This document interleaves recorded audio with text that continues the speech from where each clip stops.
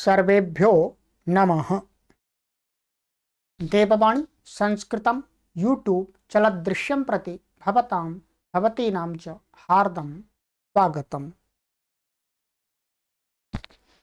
मित्रों, अष्टाध्यायी भाष्य प्रथमावृत्तिः चतुर्थोऽध्यायः प्रथमः पादः कक्षा संख्या 18 18वीं कक्षा को आज पढ़ेंगे। ठीक है,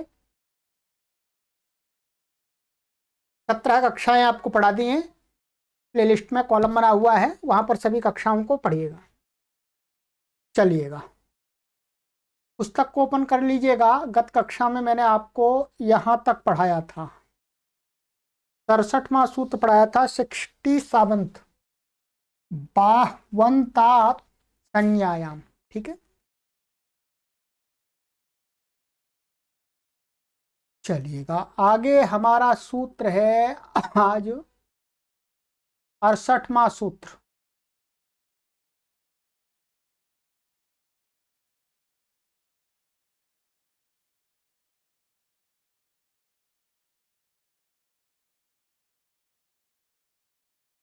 पंगोश्च, पंगोः पंचमी विभक्ति एकवचनान्तं च अव्ययपदम्। अनुवृत्तिः ऊं अनुपसर्जनात् स्त्रियां प्रातिपदिकात् प्रत्ययः परश्च। इन पदों की अनुवृत्ति आ रही है। अर्थः अनुपसर्जनात् पंगु शब्दात् स्त्रियां ऊं प्रत्ययो भवति। पंगु शब्द प्रधान अर्थ में कहा हुआ, प्रधान अर्थ को कहता हुआ पंगु का अर्थ होता है विकलांग, माने पैर से विकलांग, लंगड़ा व्यक्ति। तो वो लंगड़े ही अर्थ को कह रहा हो तो प्रधान अर्थ में व्यक्त हो जाएगा। तो ऐसा जब वो स्त्री उसका वाच्य होगा, जब लंगड़ी स्त्री को कहना होगा, जिसका पैर विकल है, ऐसी स्त्री को कहना होगा, तो कहते हैं ऊंग प्रत्यय हो जाता है। पंगु कुछ भी विशेष नहीं है, पंगु शब्द है, ऊंग हो जाएगा। ऊंग का ऊ आकाश वर्ण दीर्घ और स्वाद उत्पत्ति करके पंगु ऐसा बन जाएगा। पंगु लंगड़ी स्त्री अर्थात विकलांग स्त्री।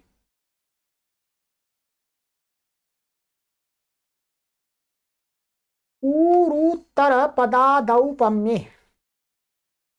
ऊरूत्तर पदात् पंचमी विभक्ति एकवचनान्तम् औपम्ये सप्तमी विभक्ति एकवचनान्तम्। समासः ऊरुः उत्तरपदं यस्य तदूरूत्तरपदं तस्मात् ऊरूत्तरपदात् बाहुव्रीहि। ऊरु शब्द उत्तर पद में है जिस समस्त पद के, वो समस्त पद क्या हो जाएगा? ऊरूत्तर पदम हो जाएगा। बाहुव्रीहि समास हो गया। ठीक है, अनुवृत्ति ऊं स्त्रियां प्रातिपदिकात् प्रत्ययः परश्च, इनकी अनुवृत्ति आ रही है। अर्थः ऊरूत्तर पदात् प्रातिपदिकात् स्त्रियां औपम्ये गम्यमाने ऊंग प्रत्ययो भवति। कहते हैं ऊरु शब्द उत्तर पद वाला जो प्रातिपदिक है, यहाँ पर अनुपसर्जन की अनुवृत्ति नहीं आएगी, क्योंकि बाहुव्रीहि में जाएगा, गौण हो जाएगा, अपने आप है गौण हो जाएगा ये। तो इसलिए स्त्रीवाच्य होगा तो औपम्य गम्यमाने, माने उपमा गम्यमान हो रही हो, तो ऊंग प्रत्यय हो जाता है। उदाहरण दिए यहाँ पर, कदली स्तंभ इव ऊरु यस्याः सा कदली स्तंभोरुः नागनासोरुः। कदली स्तंभ माने केले के खंबे। केले के खंबे का अर्थ हो जो केले का पेड़ होता है, केले का जो वृक्ष होता है, उसको गोल गोल गोल गोल मोटा सा होता है ऊपर। ठीक है, तो उसी केले के जो खंबा सा, केला का पेड़ ही खंबा है, उसके समान है ऊरू, जिसके, जिस स्त्री के, वो स्त्री क्या कहलाएगी? कदली स्तंभोरूह। बहुब्री समास हो जाएगा यहां पर, ठीक है। सप्तम उपमान उत्तर पदलोपश्च इत्यादि थे, इत्यादि से क्या हो जाएगा यहाँ पर? नहीं, यहाँ पर तो अनेक मन पदार्थे से समास हो जाएगा, ठीक है। अनेक मन पदार्थे से समास हो जाएगा। और फिर स्तंभ, कदली स्तंभो, आकाशवर्ण दीर्घ लग करके कदली स्तंभो रू, और ऊंग हो गया आकाशवर्ण दीर्घ ऋतु विसर्ग आदि होकर के कदली स्तंभो रूह स्त्री, ठीक है। ये द्विवचन का रूप ध्यान देंगे। ह्रस्व एक वचन में ह्रस्व है, ये द्विवचन में गुरु के समान चलेगा। ऊ ऊरू, तो ये हो गया। ऐसे ही नाग नासोरूह, माने नाग नास का अर्थ है हाथी की सूंड। हाथी की सूंड के समान गोल जंघाएं हैं जिसकी, वो नाग नासोरूह, ठीक है। का विग्रह ऐसे कर लेंगे, नागनासः एव ऊरू यस्याः सा नागनासोरूह स्त्री, बिल्कुल वैसा ही है, ठीक है। अनेक मन पदार्थी समास हो जाएगा। हाथी के सूंड के समान गोल हैं जांग जिसकी, वह स्त्री। चलिएगा, ये प्राचीन समय में प्रकार से व्यवहार किया जाता होगा, तो इस प्रकार के शब्द दिखाए जा रहे हैं।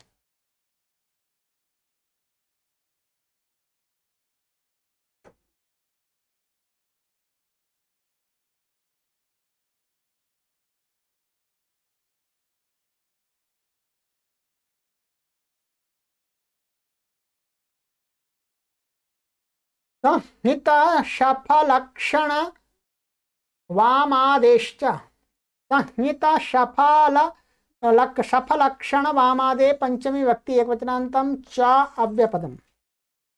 समासः संहितश्च शफश्च लक्षणं च वामश्च, संहित शफलक्षण वामाः इतरेतर योग द्वंद्व है, इतरेतर योग द्वंद्व समास हो गया।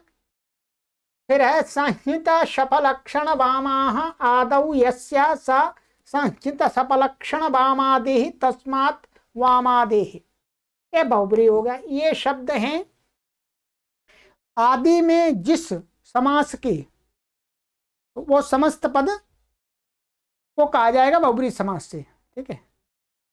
ये हो गया। अनुवृत्ति है ऊरूत्तर पदात् ऊंग स्त्रियाम प्रातिपदिकात् प्रत्यय परश्च।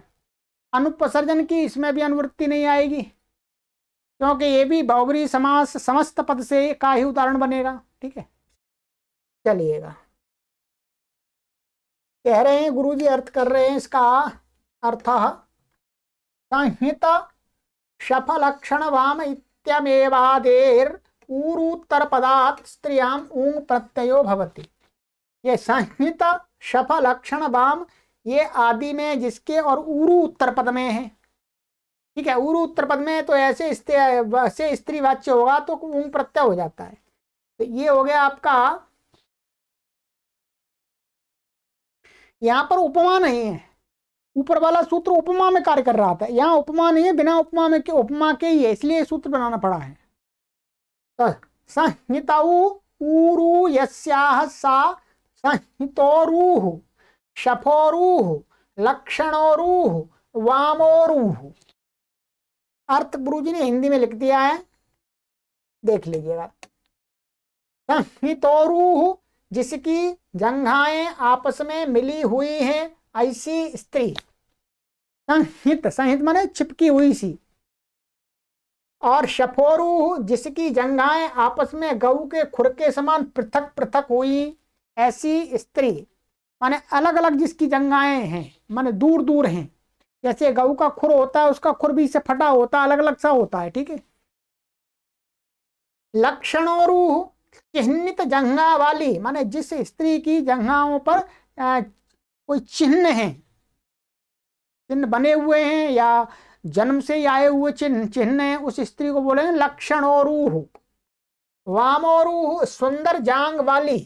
तो वाम का माने वाम माने सुंदर, सुंदर जांगों वाली माने बहुत लंबी जांगे नहीं है ना छोटी हैं, माने सही जितना होना चाहिए, जो सुंदरता जिसमें प्रतीत हो रही हो, तो ऐसी जंघा वाली स्त्री कही जाएगी वामोरुह। ठीक है, चलिएगा। तो यहाँ पर गुरुजी ने लिख दिया अनुपसर्जनात् की अनुवृत्ति यहाँ पर अधिकार आते हुए भी नहीं बैठेगा, क्योंकि ये अन्य पदार्थ में वर्तमान है और ऊरु शब्द यहाँ पर क्या है, उपसर्जन हो जाता है, उपसर्जन। बाकी इसमें तो सरल है, अनेक मन्य पदार्थ समास हो गया, इससे असिद्धि पूर्वत है।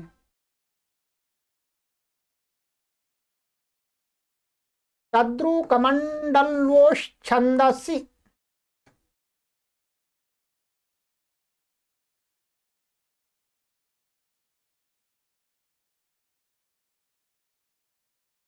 पदच्छेद कद्रु कमंडलोः षष्ठी व्यक्ति वचनांतम छंदसि सप्तमी व्यक्ति एक वचनांतम समासः कद्रुश्च कमंडलुश्च कद्रु कमंडलु तयोः कद्रु कमंडलोः इतरेतर योग द्वंद्वः अनुवृत्ति ऊंग अनुपसर्जनात् स्त्रियां प्रातिपदिकात् प्रत्ययः परश्च। इन पदों की अनुवृत्ति आ रही है। अर्थ कद्रु कमंडलु इत्येताभ्यां छंदसी विषय स्त्रियां ऊंग प्रत्ययो भवति। कहते हैं कद्रु कमंडलु इन दोनों शब्दों से छंद विषय में स्त्री वाच्य में ऊंग प्रत्यय हो जाता है, छंद विषय में होता है। तो कद्रुश्च वै कद्रुश्च वै सुपर्णी च तैत्री संहिता का है। ठीक है, तैत्री संहिता का भी ग्रहण होता है छंद से। मां स्म कमंडलूम शूद्राय दद्यात्, तो यहां पर कमंडलू द्वितीया का दे दिया है, शूद्र के लिए कमंडल नहीं देना चाहिए। ठीक है, तो कमंडलूम ये द्वितीय, तो कमंडलू बनाना है, कमंडलू शब्द से ऊंग हो जाएगा का समान दीर्घा, और फिर अम आ जाएगा, अमी पूर्वा से पूर्व होकर के कमंडलूम बन जाएगा। ठीक है, मुख्य रूप से यहाँ पर तो हमें कमंडलू यहाँ प्रयोग दिखाया है, क्योंकि द्विवचन में द्वितीय विभक्ति में मिलता है, इसलिए द्वितीय विभक्ति का एक वचन का दिखाया कमंडलूम। चलिएगा, सरल है। संज्ञायाम, संज्ञायाम सप्तमी व्यक्ति एक वचनांतम अनुवृत्ति कद्रु कमंडलोः ऊंग अनुपसर्जनात् स्त्रियां प्रातिपदिकात् प्रत्यय परश्च। ठीक है, वहां पर इसमें अनुपसर्जन की अनुवृत्ति आ जाएगी, ये प्रधान अर्थ को कहने वाले होंगे तभी होगा। ठीक है, इसमें आ जाएगी, और नीचे वाले में अनुपसर्जन की आ गई। ठीक है, अर्थ कद्रु कमंडलु इत्येताभ्याम शब्दाभ्याम संज्ञायां विषये स्त्रियां ऊंग प्रत्यय भवति। कद्रु और कमंडलु शब्द से, इन शब्दों से संज्ञा विषय में स्त्रीलिंग में हो जाता है। पहले वाला छंद का था, ये बिना छंद के भी भाषा में भी यदि संज्ञा की प्रतीति होनी चाहिए, नाम विशेष का ज्ञात होना चाहिए, ऐसे तब हो जाएगा। तो कहते हैं कद्रूह कमंडलूह, तो सिद्धि वैसे ही कद्रूह का अर्थ किसी स्त्री का नाम है, कमंडलूह ये किसी स्त्री का नाम है, संज्ञा है। ठीक है, यहाँ पर गुरुजी ने हिंदी में लिखा है, उसको मैं बताता हूँ। संज्ञा विषय में हो तो लोक में भी कद्रु और कमंडलू शब्दों से स्त्रीलिंग में ऊंग प्रत्यय होता है। छंदसी पद की यहाँ अनुवृत्ति नहीं आती है, तो यह सूत्र भाषा विषय की ही है। कद्रूह इस नाम वाली विनता की पुत्री है, साहित्य में ऐसा ही प्रयोग आता होगा, विनता की पुत्री का नाम है कद्रू। कमंडलू ऐसे ही किसी का नाम है।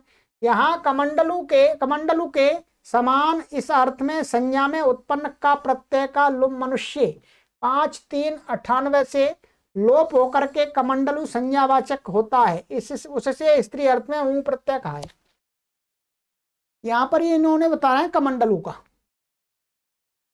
कमंडलू शब्द है पहले क्या, कमंडलू, इसमें पहले क्या करना पड़ेगा, यहाँ पर एक सूत्र है संज्ञायाम या 5-3 में एक सूत्र है संज्ञायाम, उस संज्ञायाम सूत्र से का प्रत्यय होता है। यहाँ अष्टाध्यायी में आप देख लीजिएगा, मैं बता देता हूँ संख्या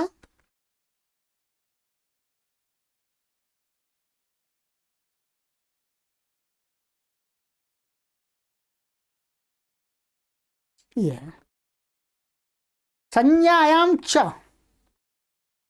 5 3 97 5 और ये तीसरा पाद होगा थर्ड और ये 97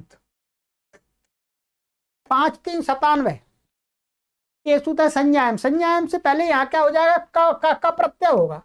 उस का प्रत्यय का ही यदि किसी मनुष्य को कहना है तो उसी से आगे सूत्र है यहाँ पर 98 लुम मनुष्य।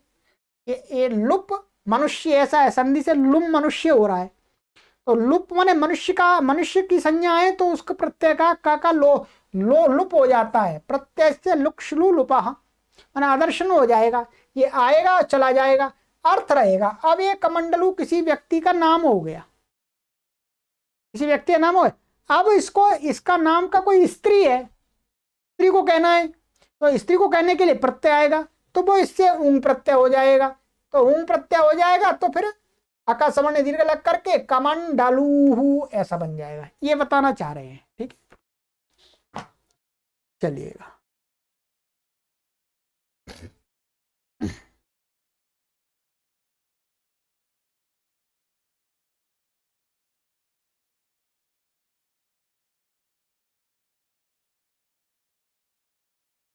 शारंगरवाद्योगीन शारंगरवाद्यः पंचमी व्यक्ति एकवचनान्तम गीन प्रथमा व्यक्ति एकवचनान्तम समासः। शारंगरव आदिर येषां ते शारंगरवादयः शारंगरवादयश्च अंच शारंगरवाद्यं तस्मात् शारंगरवाद्यञ् बहुब्रीहि गर्भ समाहारो द्वंद्व। पहले तो ये शारंग रवा और आदि शब्द के साथ में बहुब्री हो गया फिर आई और शारंग रवादि का बहुब्री हो गया। ठीक है तो शारंग रवादि गण है एक। ठीक है और आई आ जाइएगा। अर्थ देख लेते हैं। ये सूत्र थोड़ा सा विशेष है मुझे समझाना पड़ेगा आपको।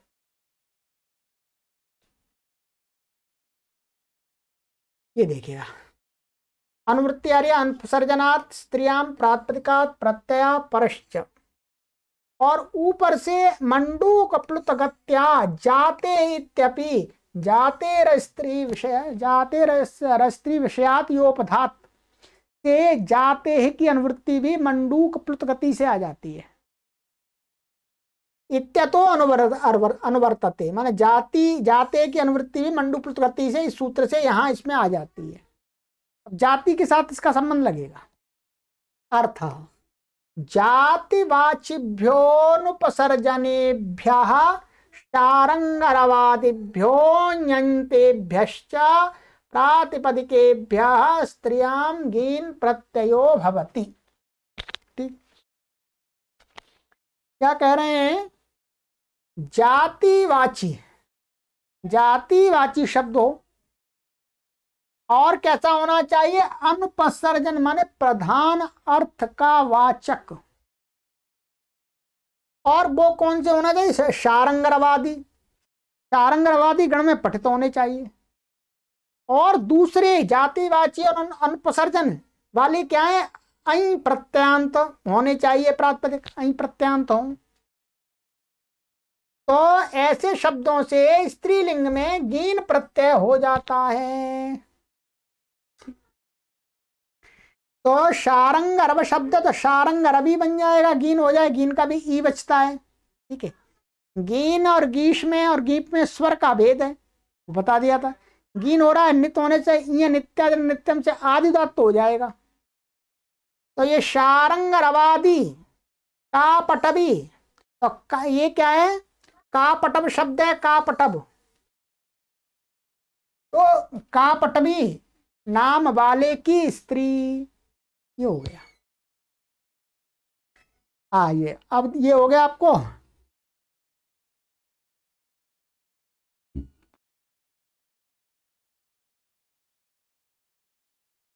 अयंतेभ्य वैदी और्वी।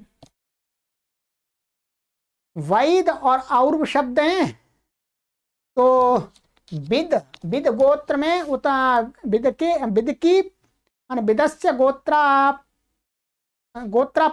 गोत्रापत्यम स्त्री, वैदी और और भी। ठीक है, इसकी सिद्धियों में ऐसा कोई विशेष नहीं है यहाँ पर। ठीक है,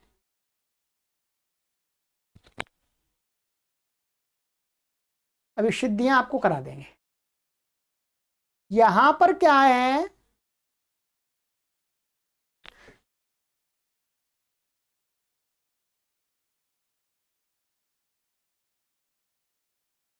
ये लिखा हुआ है यहां पर, शारंगरवी श्रृंगारू की पुत्री, कण्व की शिष्या है ये।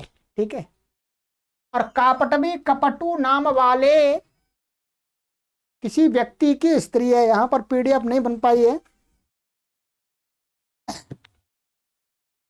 पुस्तक में देख लीजिएगा नीचे।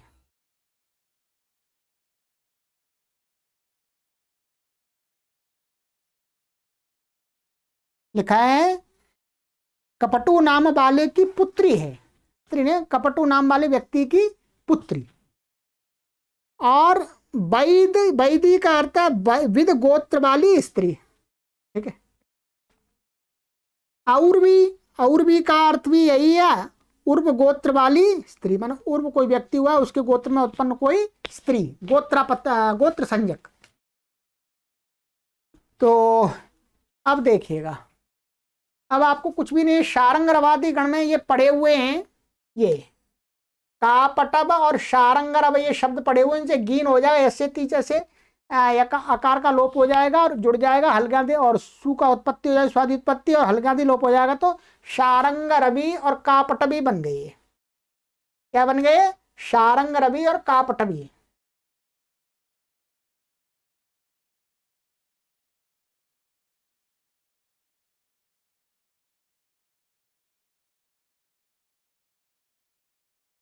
ये ठीक है, जाति का अर्थ मैंने आपको बताया था, जाति का अर्थ है यहां पर जो गोत्र की संज्ञा, गोत्र, जाति से गोत्र लिया है। तो ये शारंग रव और कापटव ये कैसे शब्द हैं, गोत्र प्रत्यांत शब्द हैं। जो शारंग रवादी गण में पड़े हुए शब्द हैं वो गोत्र प्रत्यांत शब्द हैं। गणपाठ में देख लीजिएगा, ये श्रृंगरु शब्द था, श्रृंगरु हो माने श्रृंगरु से यहां पर अण हो गया है। ठीक है, तो अभी आपको बनाना नहीं, श्रृंगरु शब्द से श्रृंगरो हो गोत्रापत्यम स्त्री या अपत्यम स्त्री, तो शारंगरव अण प्रत्यय हुआ है, तस्यापत्यम, आगे पढ़ेंगे, तस्यापत्यम से अपत्य अर्थ में अण प्रत्यय होकर के शारंगरव शब्द बन जाता है, जो यहां लिखा था ये शारंगरव। अब शारंगरव वो स्त्री है, इसलिए क्या है, अण प्रत्यांत होने से क्या प्राप्त हो रहा था इसको, ये जातिवाची भी है, ध्यान रखेंगे। कैसा जातिवाची है, जातिवाची होने से इसको गीश की प्राप्ति हो रही थी। इस सूत्र से क्या हो रहा था, इसको गीश की प्राप्ति हो रही थी।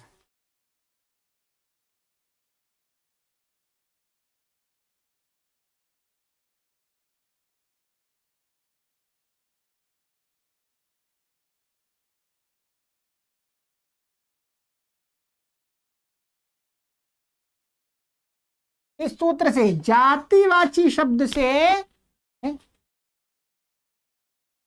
यही सूत्र था आपका, मैं पढ़ के बता देता हूं, चलिएगा। जाते रस्त्री विषयाद योपधात, माने जातिवाची शब्द हो और नियत स्त्री विषय वाला ना हो। शारंगरव ये शब्द कैसा है, नियत स्त्रीवाची नहीं है, तो अस्त्री विषयात और अयोपधात और ये उपधा आकार में नहीं है। तो शारंगरव शब्द क्या है, जाति माने गोत्रवाची शब्द है, गोत्र प्रत्यांत शब्द है, इसलिए इससे क्या प्राप्त हो रहा था, गीश, गीश प्राप्त हो रहा था। तो कहा शारंगरवादी गण में पड़े हुए जो शब्द हैं जातिवाची, उनसे गीश नहीं होता है, गीन होता है। अच्छा जी, गीन और गीश में स्वर क्या है? वो तो यही बनेगा, कापट भी, गीश का भी बनेगा, स्वर में अंतर आ जाएगा। यदि गीश लाएंगे तो शब्द अंतोदात्त हो जाता है, गीश लाएंगे तो गीश का जो ई है वो उदात्त हो जाए, और यदि गीन ले आएंगे तो गीन का ई बचेगा और उससे पूर्व को उदात्त होगा। ये गुरुजी ने यहां पर लिख दिया है। ये नित्यादि नित्यम से आदि उदात्त हुआ, शारंग रवि शब्द क्या हुआ? आदि उदात्त। अब यहां पर गीन हुआ तो नित है, गीन क्या है? नकीत संज्ञा है, तो नित हो गया। तो ये नित्यादि नित्यम से पुस्तक में लिखा हुआ है, से क्या है? ये आदि उदात्त हो गया। अनुदात्तम पदम एक वर्जम, उदात्ता अनुदात्त से स्वरिता, स्वरता संहिता अनुदात्तम एक श्रुति हो गई। इस प्रकार से बन गया। यहाँ पर यदि इस सूत्र से गीश हो जाता तो क्या हो जाता? ये गी का ये उदात्त हो जाता, गीश का ही। तो ऐसा हमें चाहिए नहीं, इसलिए यहाँ पर ये सूत्र बनाना पड़ा है इसके शारंगरवादी वाला। इसी प्रकार से कापटवी, कापटवी में भी अब ये कापटवी शब्द आदिवात हो गया। अयंतेभ्य, ध्यान रखिएगा, अयंतेभ्य से भी क्या है?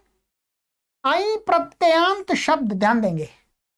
अब यहां अई प्रत्ययांत शब्द से क्या कहा है? स्त्रीलिंग में गीप कहा था। क्या कहा था? गीप। मैं आपको स्मरण दिला देता हूं, ये सूत्र आपको पढ़ाया था मैंने।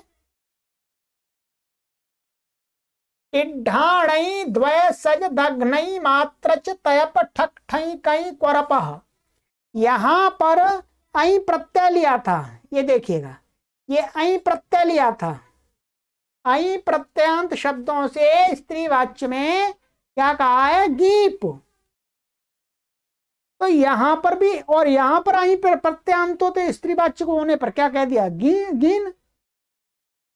तो अब किससे गीप होगा, किससे गीन होगा, ये कैसे निश्चय होगा बताइएगा? तो इसका क्या है? यदि अई प्रत्यांत कोई शब्द है, ध्यान रखिएगा, अई प्रत्यांत कोई शब्द है, अई प्रत्यय अनेक अर्थों में होता है। अपत्य अर्थ में भी होता है, अपत्य से भिन्न अर्थ में को भी कहने के लिए होता है।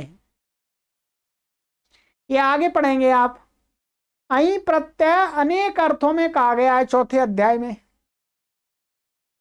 अब जो शारंग रवाद्यो गीन जो है, ये सूत्र क्या करता है? उसमें जाति की अनुवृत्ति आ गई। या तो कोई नहीं, जाति माने गोत्रवाचक, माने अपत्यवाचक शब्द हो, चाहे कैसा भी हो, अई प्रत्यांत है तो सबसे स्त्रीवाच्य कहने के लिए गीप होगा। अब जो वो सूत्र है, ये वाला, यहां ध्यान दीजिएगा, ये सूत्र क्या है? ये कहता है जातिवाची। इसमें यहां जाति, जाति की अनुवृत्ति ले आए। जाति का अर्थ मैंने आपको बताया, गोत्र।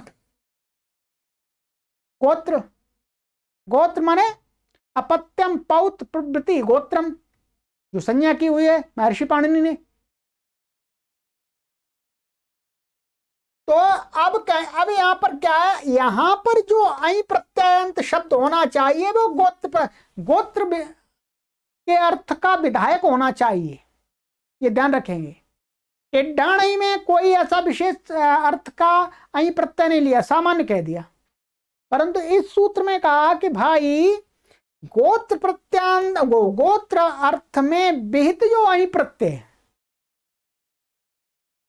उससे होगा गीन, और भिन्न अर्थों में विहित जो है अई, और यदि स्त्रीवाच्य होगा तो होगा गीप। ये निश्चय हो गया, ध्यान कर लीजिएगा। अब गीप नहीं होगा, माने अपत्य अर्थ में विहित यदि अई प्रत्यय है, अई प्रत्यय यहां पर कहा गया है, देख लीजिएगा। ये यहां पर दो सूत्रों से कहा गया है, आगे पढ़ेंगे हम लोग। एक तो उत्सादिभ्यो 4:1:86, और एक है अनृष्यानंतर ये विदादिभ्यो अं, ये भी कहा गया है। ये तो अपत्य अर्थ में कहा गया है, मानिएगा। माने जातिवाचक बनता है ये। और ये कहा गया है सामान्य, ये बहुत सारे अर्थों में होता है, आगे पढ़ेंगे बहुत सारे अर्थों में। माने इसका ये ग्रंथ, ग्रंथ को कहने के लिए भी हो जाता है प्रत्यय। तो अब क्या है, अब शारंग रवाद्योगीन सूत्र में जो आई है वो ये वाला आई लेना है हमको, क्योंकि जातिवाची चाहिए। क्या चाहिए? जातिवाचक, माने गोत्र अर्थ को कहने वाला प्रत्यय आई चाहिए। तो इस प्रत्यय से बने हुए जो शब्द होंगे उनसे शारंग रवाद्यों से गीन होगा, और बाकी जो ये होगा उनसे होगा गीप।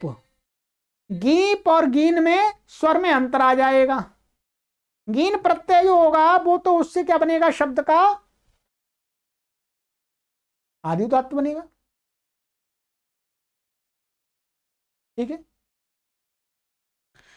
तो ये हो गया आपका।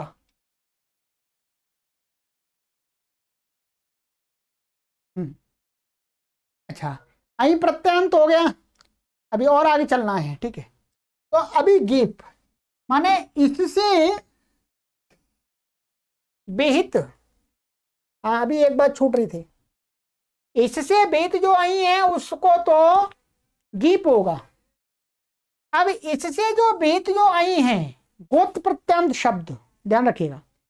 अब गोत्र प्रत्यंत शब्द आई बनेगा, इससे इससे क्या प्राप्त हो रहा था, इससे प्राप्त हो रहा था वास्तव में ये प्राप्त हो रहा था, इस बात को भूलिएगा। क्या प्राप्त हो रहा था? जातेर स्त्री विषयाद योपधात, ये प्राप्त हो रहा था गीश। क्योंकि गोत्र प्रत्यांत वैध शब्द बन जाएगा, अहीं प्रत्यांत उससे अनृष्यानंतर ये विदा दिव्यो अहीं से, तो अहीं प्रत्यांत जो अब गोत्रवाचक है, तो यहाँ जाति, जाति से अब क्या स्त्री को कहना होगा, तो गीश प्राप्त हो रहा था। तो गीश ना हो जाए, क्या गीश ना हो जाए, इसलिए गीन का विधान कर दिया। अब ये शब्द कैसा बन जाएगा? आदि उदात्त बनेगा। यदि गीश नहीं करते, क्या गीश नहीं करते, वो गीन नहीं करते, तो क्या हो जाता? ये हो जाता अंतुदात्त हो जाता है। ये अंतुदात्त नहीं करना है, क्योंकि गीप, ध्यान रखेंगे, जो टिड्ढाण से अयंत से गीप की प्राप्ति का अपवाद ये है, ये अपवाद है। यदि अहीं प्रत्यांत हो और जातिवाचक कह रहा हो तो जाति, यहां पर अहीं कहा नहीं है, जातिवाची कहा है। कोई भी जातिवाची में गोत्र प्रत्यांत शब्द होना चाहिए, गोत्र अर्थ को विधायक, तो उसमें अहीं भी आ जाएगा। तो गीश प्राप्त हो रहा था तो उसका अपवाद कर दिया गीन। अब ये आदि उदात्त बन जाएगा। ऐसे आउ उरु, उरु से और बन जाता है, और भी। अब इन दोनों में प्रत्यय किससे हुआ है? ध्यान रखेंगे जो मैंने बताया था, 4-1-104 अनृष्यानंतरीय विदादिभ्यो अहीं। ठीक है, यहां पर देखिएगा ये लिखा भी है, बैदाह औरवाह, ये उदाहरण दिए हैं। ठीक है, ये बैदाह, ये तो पुरुष को कहने के लिए, पुरुष अपत्य को, गोत्रापत्य को। यदि स्त्री होगी तो वैदी और और भी, ऐसे बन जाएगा। समझ लीजिएगा, एक बार फिर समझा देता हूं। शारंग जय अहीं प्रत्यांत जो शब्द हैं, माने इस सूत्र से जो अपत्य अर्थ में जो अहीं विहित है, उससे प्राप्त क्या हो रहा था? सबसे पहले टिड्ढाणी, टिड्ढाणी आदि से गीप। फिर उसका भी अपवाद था जातेर स्त्री विषय, जातेर स्त्री विषयाद योपधात। यदि जातिवाचक होगा, गोत्र प्रत्यांत में आया है अहीं प्रत्यय, तो और वो यकार उपधा में नहीं है, और नियत स्त्री विषयक तो ये नहीं है, पुरुष को भी कह रहा है, तो फिर गीश होगा। फिर गीश का भी अपवाद का शारंग रवाद्योगीन। यदि जातिवाचक अहीं प्रत्यांत शब्द है तो उससे गीश नहीं होता है, गीन होगा। बस इतना समझना है। ठीक है, चलिएगा, मैंने आपको ये बताने का प्रयास किया है, समझ में आया होगा। और थोड़ा बचा है तो कोई बात नहीं, थोड़ा आगे पीछे के सूत्र देखिएगा। वैद है, औरवै, ये अपत्य अर्थ गोत्रापत्य अर्थ को कहने के लिए आए हैं और हमें स्त्री अपत्य को कहना है। ये ऐ प्रत्यांत हैं, तो सामान्य रूप से सबसे पहले स्त्री वाच्य को कहने के लिए कौन सा प्रत्यय प्राप्त होता है? इस सूत्र से टिड्ढाणी से ऐ पड़ा हुआ है तो गे प्राप्त होता है। ठीक है, फिर इसका अपवाद सूत्र कौन सा था? ये वाला, जाते स्त्री विषयाद योपधात। ठीक है, इसने कहा कि यदि जातिवाचक कोई भी शब्द हो, किसी भी प्रत्यांत गोत्र प्रत्यांत शब्द होना चाहिए, ऐ भी हो चाहे कोई भी हो, और नियत स्त्री विषयक नहीं होना चाहिए, और क्या है यकार उपधा में नहीं होना चाहिए, तो उससे गीप नहीं होगा, उससे होगा गीश। ठीक है, इससे गीश प्राप्त हो रहा था, इससे गीश हो जाएगा तो ये शब्द हो जाएगा अंतुदात्त। हमें अंतुदात्त नहीं चाहिए, आदुदात्त चाहिए। तो इसलिए महर्षि पाणिनि ने कहा नहीं जी, जातिवाचक यदि ऐ प्रत्यांत शब्द हैं, ठीक है, चाहे यकार उपधा वाले हों चाहे अयकार उपधा हो, तो उनसे क्या होगा? गीन होगा। गीन होने से आदिदात्त हो जाएगा। बस ये इसका वो है। ठीक है, चलिएगा, ये हो गया आपका।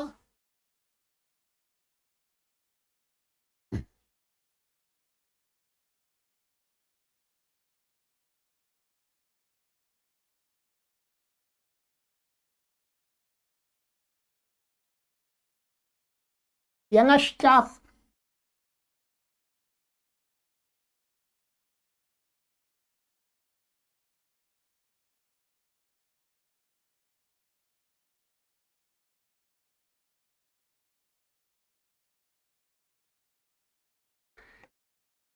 यंगः पंचमी व्यक्ति एकवचनान्तम चाप प्रथमा व्यक्ति एकवचनान्तम। अनुवृत्ति स्त्रियां प्रातिपदिकात् प्रत्यया परश्च, इनकी अनुवृत्ति आ रही है। अर्थ यंगन्तात् प्रातिपदिकात् स्त्रियां चाप प्रत्ययो भवति।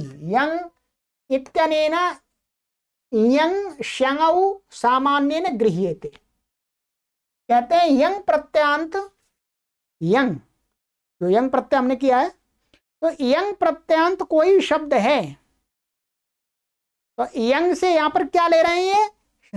यंग और शंग इनका ग्रहण किया है, माने य हटा करके और श हटा करके यंग यंग जो बचता है उसका ले लिया।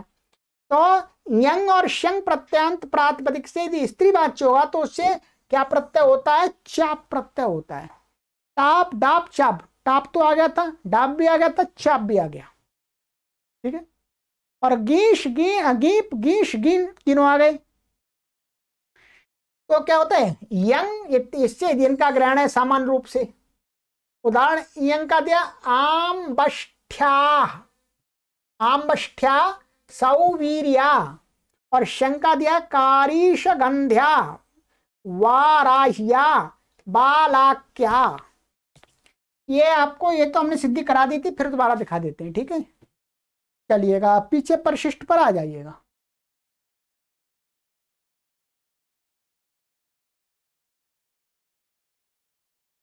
आम्बष्ठ्या, आम्बष्ठ्या, इसमें आम्बष्ठ माने आम्बष्ठस्य गोत्रापत्यम स्त्री। आम्बष्ठ आम्बष्ठ कोई व्यक्ति है, उसका उसकी पुत्र की पुत्री को कहने के लिए क्या हो जाता है? यहां पर क्या है? ये प्रत्यय होता है। यहाँ सबसे पहले क्या इसका लौकिक विग्रह मैंने बता दिया, आम्बष्ठस्य गोत्रापत्यम स्त्री, तो आम्बष्ठ गस। अब यहाँ पर वृद्धि यस्याचामादिस्तद वृद्धम, माने वृद्धि संज्ञक आदि वर्ण है जिसको उस पूरे समुदाय की क्या होती है? वृद्ध संज्ञा होती है। पढ़ लिया था 1:1:72। वृद्ध संज्ञक होकर के क्या है? वृद्धेत को कोसला साजादा इत्यादि सूत्र से, एवं ये सूत्र है 4:1:69, इससे यंग प्रत्यय होता है। ये सूत्र भी देख लीजिएगा, इसका भी अर्थ दिखा देता हूं मैं आपको। चलिएगा, इसका मैंने अर्थ नहीं लिखा है, आप उसमें प्रथमावृत्ति में देख लीजिएगा, मैं पढ़ के बताता हूं।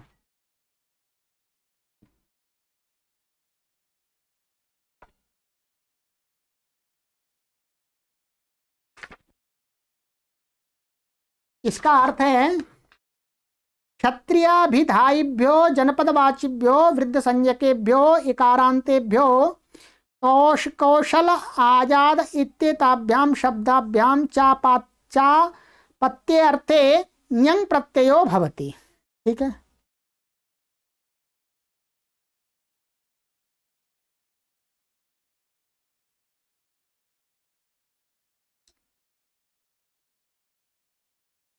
जनपदवाची, जनपद को कहने वाला कोई वृद्ध संज्ञक शब्द है, बस इतना लेना, आगे क्या हमें छोड़ देने।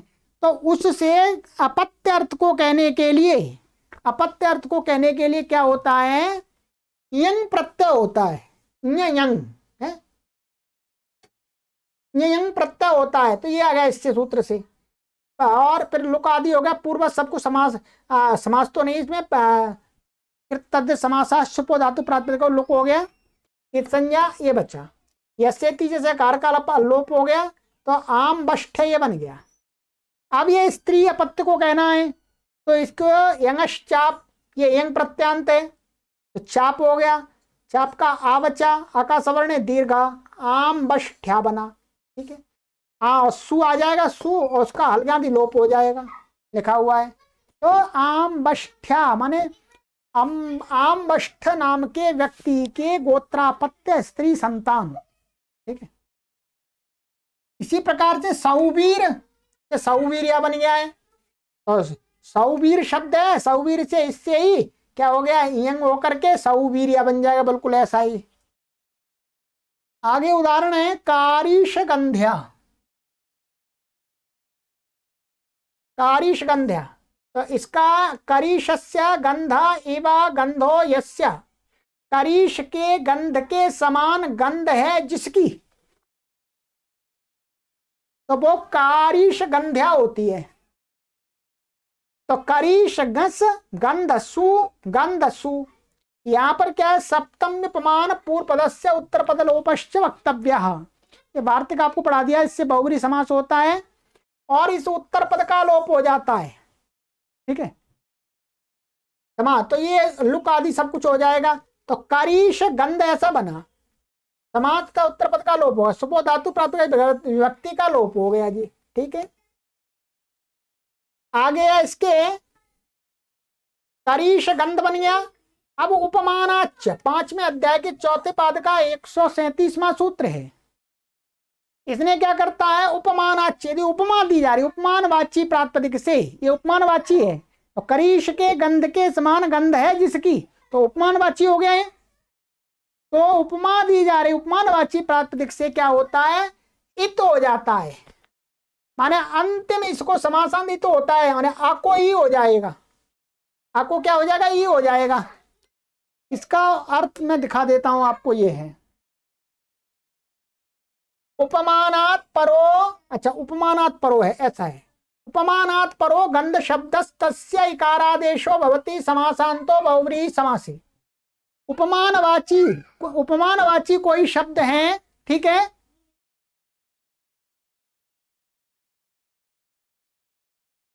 माने उपमानवाची शब्द से परे जो गंध शब्द है उसको इकार आदेश हो जाता है समासांत।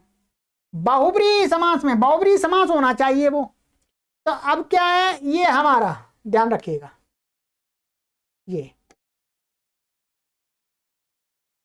या करीश शब्द क्या है, उपमान में, माने करीश, करीश की गंध, करीश की गंध में वर्तमान ये करीश शब्द है। अब ठीक है, इससे उत्तर गंध शब्द है, तो इससे क्या होगा, इकार हो गया इसको, तो करीश गंधी ऐसा बन गया।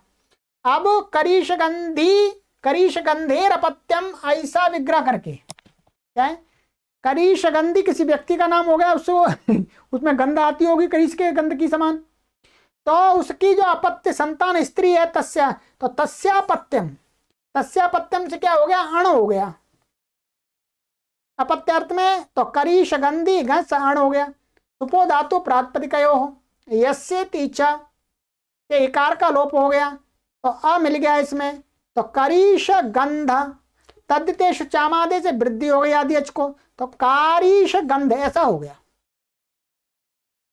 ठीक है, ये हो गया कारीश गंध। अब यहां पर क्या करना है, यह कारिश गंध शब्द अण प्रत्यांत है। कैसा है? अण प्रत्यांत।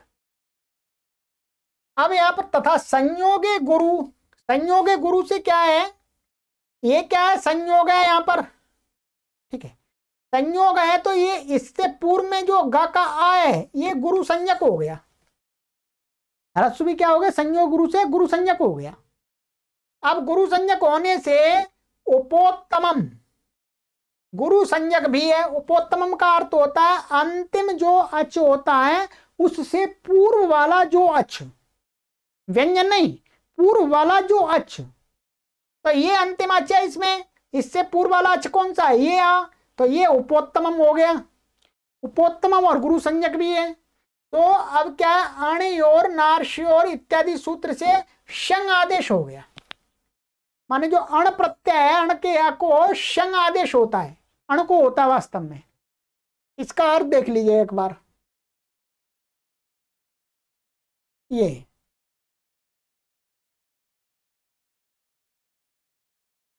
4:1:78 में आगे पढ़ेंगे इसको। गोत्रे यऊ आणयऊ पेहितऊ अनार्षऊ तदंतायोर गुरुपोत्तमयोः प्रातिपदिकयोः स्त्रियां शंग आदेशो भवति। मैंने संधि तोड़ करके बोला है, ठीक है। गोत्र में जो अण और इ विहित प्रत्यय हैं और अनार्ष, माने आर्ष नहीं, ऋषि को कहने के लिए नहीं, अनार्ष, तदंत, तदंतयो माने अण प्रत्यंत, और उनको क्या है? गुरुपोत्तमयो, उनका जो उपोत्तमम गुरु, माने उनका जो उपोत्तम है उस अच से अण प्रत्यंत जो आया उससे पूर्व का जो अच है वो गुरु होना चाहिए।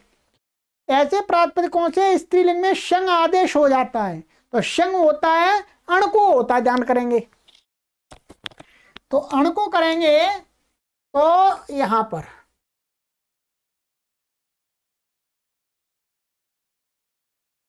ये अण को ही होगा, क्योंकि अनेकालशित सर्वस्य गिच्छ, गित है ये तो अंतिम अल को ही होगा। तो अको ये शंग हो गया, अको, तो ये बचा।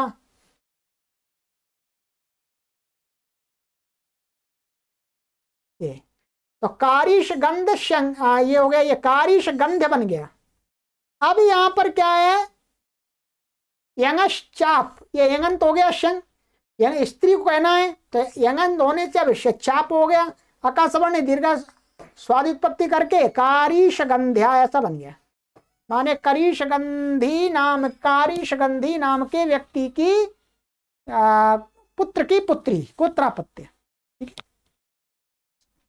ये बन गया। इसी प्रकार से बलाका और बराह इन दोनों शब्दों से अपत्यार्थ में विवक्षा में यह प्रत्यय होगा। इसमें तो तस्यापत्यम से क्या हुआ था? तस्यापत्यम से अण हुआ था, परंतु इसमें क्या हो जाएगा? वराह से और बलाका शब्दों से अपत्यार्थ विवक्षा में यह प्रत्यय होगा। यह होकर के ये ऐसा बन जाएगा, वाराही और बालाकी शब्द बने।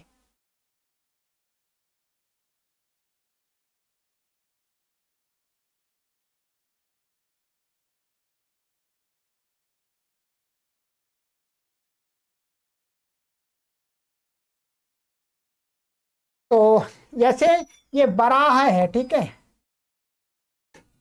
वराह में बता देता हूं, वराह और घस अपत्यार्थ में घस, और फिर यहां पर क्या आ जाएगा?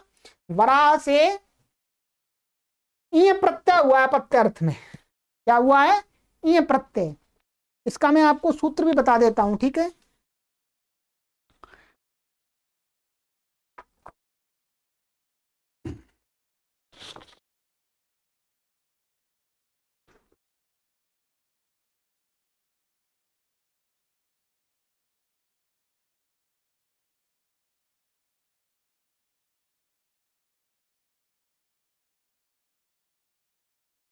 एक सूत्र है आगे, इसी में है आता ई, आएगा आगे आएगा, ठीक है। आता ई,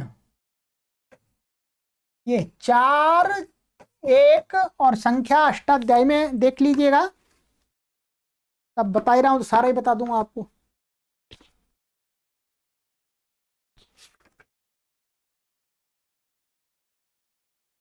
95 95 देख लीजिएगा। ये कहता है कि अपत्य अर्थ में यदि ह्रस्वकारांत कोई शब्द है तो अपत्य अर्थ में ईय प्रत्यय होता है। तो ये क्या है, ह्रस्वकारांत शब्द है, अपत्य अर्थ में इससे क्या है, ईय प्रत्यय आ गया। ये लुक आदि होगा पूर्वत और ये वृद्धि हो जाएगी तो वाह, और यस्यति जैसे आकार का लोप हो जाए तो वाराही ऐसा बन गया ये। ठीक है, फिर वाराही बनने के बाद में वाराहे है गोत्रापत्यम स्त्री। तो फिर इसी सूत्र से जो अभी बताया था इसमें जिससे शंग हुआ था, अणियोर नारश्योर इत्यादि सूत्र से क्या है, शंग हुआ था, उसी सूत्र से इसमें शंग हो जाएगा। और शंग होने के शंग हो गया आपका, शंग कहां पर होगा, ई के स्थान में होगा, तो वाराही बन जाएगा ये। ठीक है, इसमें उपमानाच नहीं लगेगा, ध्यान करेंगे क्या लगेगा, इसमें ये नहीं लगेगा, ये वाला नहीं लगेगा, ये कोई समास नहीं होगा इसमें, ये अकेले अकेले शब्द हैं। ठीक है, तो ये बन गया। ऐसे ही बालाकी में क्या है, इसी से आगे एक सूत्र है, ये तो ह्रस्वकारांत से आता ही है, तो ह्रस्वकारांत से ये प्रत्यय करता है अपत्य अर्थ में। उसके आगे एक सूत्र है बाहुवादिभ्यश्च, आता ही है 95 में है, ये 96 बाह, ये बाहुवादि गण में पड़ा हुआ है। बालक, ये बला का शब्द क्या है, बाहुवादि गण में पड़ा हुआ है। तो बाहुवादि गण में पड़े हुए शब्दों से अपत्य अर्थ में ये प्रत्यय होता है, तो यहां पर ये होकर के ये ऐसा बन जाएगा बालाकी, इसी के समान। ठीक है, ये प्रत्यय विधायक सूत्र अलग अलग हैं, बाकी प्रक्रिया एक समान है। बालाकी बन गया, शंग हो गया पूर्वत, तो ये बन जाएगा बाराहिया और बालाक्य बन जाएंगे। ठीक है जी, चलिएगा, ये सूत्र है, इसका एक प्रकरण है जिसको समाप्त करना है। ठीक है, स्त्री प्रकरण आज समाप्त करेंगे पूरा। तो ये हो गया आपका ये यंगश्चाप, चाप प्रत्यय से होता है। आवट्याच, आवट्यात पंचमी व्यक्ति एकवचनांतम च अव्यपदम अनुवृत्ति, चाप अनुपसर्जनात् स्त्रियां प्रातिपदिकात् प्रत्यय परश्च, इनकी अनुवृत्ति आ रही है। अर्थ अनुपसर्जनात् आवट्य प्रातिपदिकात् स्त्रियां चाप प्रत्ययो भवति। प्रधान अर्थ का विधायक जो आवट्य शब्द लेना, सीधा आवट्य शब्द से चाप प्रत्यय हो जाता है, तो आवट्या यहां पर लिखा है आवट्य शब्द से, मैंने तो वास्तव में एक अवट शब्द है, अवट शब्द गर्गादि गण में पड़ा हुआ है, तो अवट से गोत्रापत्यम स्त्री आवट्या, तो गर्गादिभ्यो यही प्रत्यय, ये यही प्रत्यांत शब्द है यहाँ पर आवट्य। ठीक है, ये आवट्य शब्द क्या यही प्रत्यांत है, तो यहाँ पढ़ाओ गर्गादिगण में पढ़ा है, सो उससे गर्गादिभ्यो यहीं से यहीं हो जाता है। स्त्रीलिंग में फिर क्या है, यञश्च, ध्यान दीजिएगा, ये यही प्रत्यांत होने से यञश्च से गीप की प्राप्ति हो रही थी, तो कहा कि जो आवट्य यही प्रत्यांत है उससे तो गीप नहीं होगा, क्या होगा, चाप होगा, तो बन गया आवट्या। तो ये इसका अपवाद है वास्तव में एक शब्द के लिए, अवट की पौत्री, अवट नाम का कोई व्यक्ति है, उसके पुत्र की पुत्री या और भी आगे की जो संतान है। ठीक, तो ये हो गया, ध्यान देंगे। अब यहां तक स्त्री प्रत्ययों का विधान समाप्त हो गया, स्त्री प्रत्यय का प्रकरण समाप्त हो गया है। त्रियाम से लेकर के यहां तक सभी स्त्रीलिंग प्रत्यय समाप्त हो गए। टाप, डाप, चाप, गीश, गीन, गीप, ये यदि देखने हैं आपको तो इसी प्रकरण में देखिएगा, अन्यत्र कहीं नहीं देखना आपको।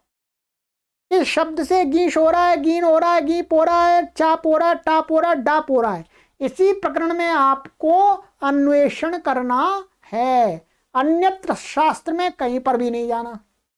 ठीक है, चलिए अब आगे तद्धिता जो संज्ञा है हमने पहले भी आपको बताई है, अब उसका एक नया प्रकरण आरंभ होगा।